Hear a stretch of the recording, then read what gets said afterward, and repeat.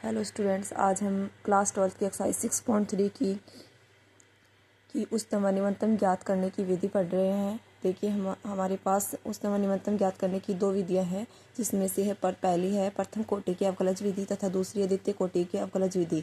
हम फर्स्ट कोटि की अवकलज विधि पढ़ने जा रहे हैं क्योंकि कैसे हम इस विधि से क्वेश्चनों को हल कर सकते हैं। हमने मान लिया कि माना कोई फलन f(x) है, इसको हम स्टेप वाइज करेंगे। स्टेप फर्स्ट में हम इसका क्या करेंगे, अवकलन।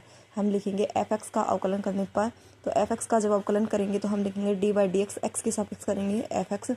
इसका अवकलन किया जाएगा तो हमारे पास आएगा f'(x). स्टेप सेकंड में हम लेंगे कि f'(x) इक्वल 0, क्यों कि x के मान के लिए। तो f'(x) इक्वल 0 लेंगे तो हमारे पास इसका अवकलन करने के बाद जो भी कुछ आएगा उसके 0 की इक्वल ले लेंगे तो हमें x के मान प्राप्त होंगे, जैसे c1 c2 c3 इस प्रकार प्राप्त हो जाएंगे। स्टेप थर्ड हमारी रहेगी कि x के मानों को संख्या रेखा पर निरूपित करेंगे। x ये हमने संख्या रेखा बना दी है, इधर हम इनफाइनाइट ले लेंगे, इधर हम माइनस इनफाइनाइट ले लेंगे, इधर हम इनफाइनाइट ले लेंगे।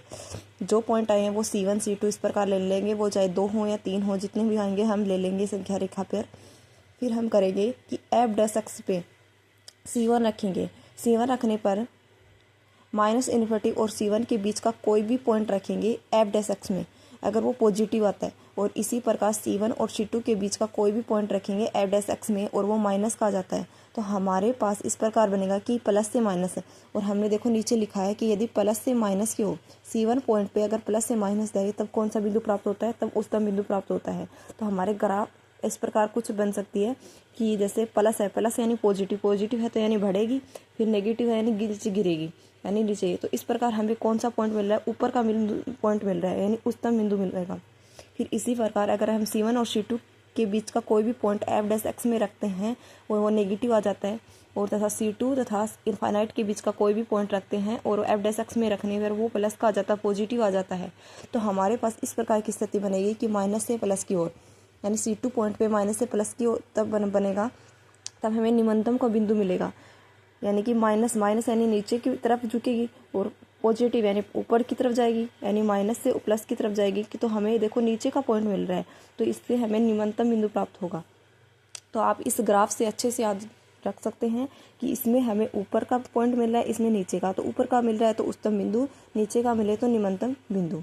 अब देखिए हमने स्टेप 4 लिखी है कि c1 c2 का मान। अब देखो हमें उच्चतम और निम्नतम बिंदु तो प्राप्त हो गया है। उच्चतम और निम्नतम मान ज्ञात करने के लिए हम करेंगे कि c1 जो c2 का मान f(x) यानी जो भी फलन दे रखा है उसमें रखेंगे। स्टूडेंट्स आपको याद रखना है कि मान ज्ञात करने के लिए, उच्चतम मान या निम्नतम मान ज्ञात करने के लिए हमेशा c1 c2 का जो भी मान आएगा उसको f(x) में रखना होता है। तो f(x) में रखकर उच्चतम और निम्नतम मान ज्ञात कर लिया जाता है।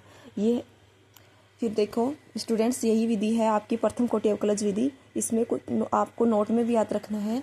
नोट में आप लिख लेना कि अगर आपके पास, देखिए कंडीशन हमने यहाँ पे ली है कि प्लस से माइनस की ओर और माइनस और प्लस से आ जाए। अगर ऐसी भी तो कंडीशन आ सकती है कि प्लस से प्लस बन जाए किसी पॉइंट पे f'(x) में वैल्यू रखने पर, कि प्लस से प्लस हो जाए, तो हम इस स्थिति में कहेंगे कि न तो उच्चतम मान मिलेगा और न ही निम्नतम मान मिलेगा।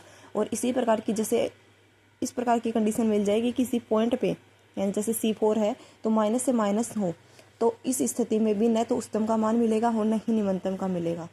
थैंक्स स्टूडेंट्स, हमारे चैनल को लाइक सब्सक्राइब करें और अच्छा लगे तो, और